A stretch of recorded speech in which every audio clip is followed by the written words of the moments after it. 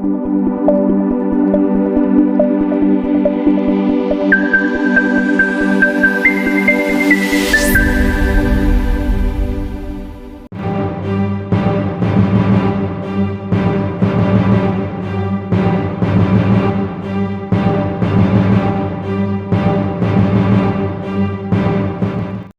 1857, the people of subcontinent rose against the British in what is now remembered as First War of Independence. Muslims and Hindus fought side by side, but from the ashes of that rebellion emerged something far more lasting, a civilizational contest, one that would define the fate of South Asia for generations. The Muslims of India, once rulers, now defeated, saw clearly the trajectory of the so-called secularism. Sir Syed Ahmad Khan warned them without political safeguards they would be reduced to prosecuted minority. And so, in 1906, the All India Muslim League was born, not to divide, but to survive. It was never about hatred, it was about rights, dignity, and identity.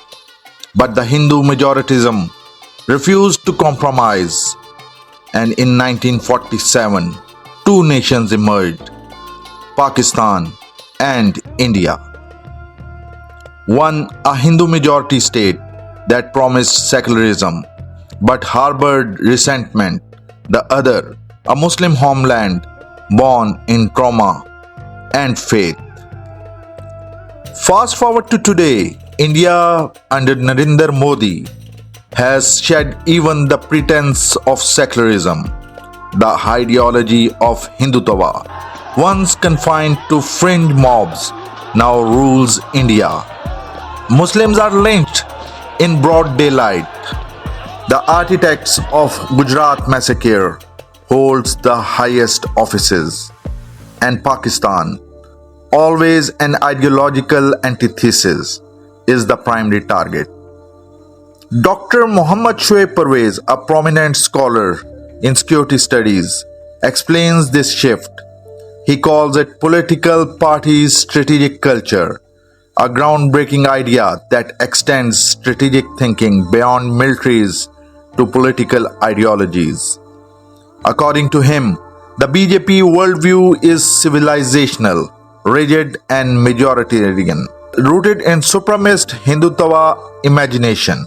It has replaced Nehruvian strategic culture with one driven by identity and aggression.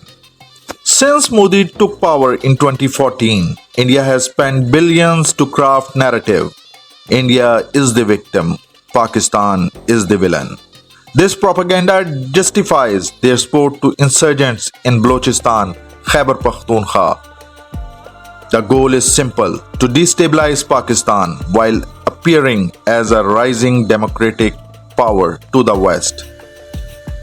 In 2016, India claimed to carry out surgical strike, a media spectacle rather than military operation. Pakistan, confident and calm, invited the world's media to inspect the site. The truth was evident. No surgical strike has taken place. But facts in Modi's India no longer matter. In 2019, India again resorted to war hysteria after the Pulwama attack. Indian jets bombed a remote area in Balakot, killing a crow and damaging trees. Pakistan responded with precision, conducting strikes in occupied Kashmir, avoiding civilian targets and capturing an Indian pilot. But restraints, as Dr. Shoaib warns, can be misread, and it was. In May 2025, India escalated. This time they struck multiple Pakistani cities, including Marid-K and Bhavalpur. A new threshold has been crossed. Pakistan responded decisively. 6 Indian aircraft, including Rafales, were shot down. When India launched BrahMos missile at Pakistani air bases, including Noor Khan Air Base, Pakistan strikes intensified. 26 Indian military targets were destroyed, including missile depot and S-400 systems in Gujarat and occupied Kashmir.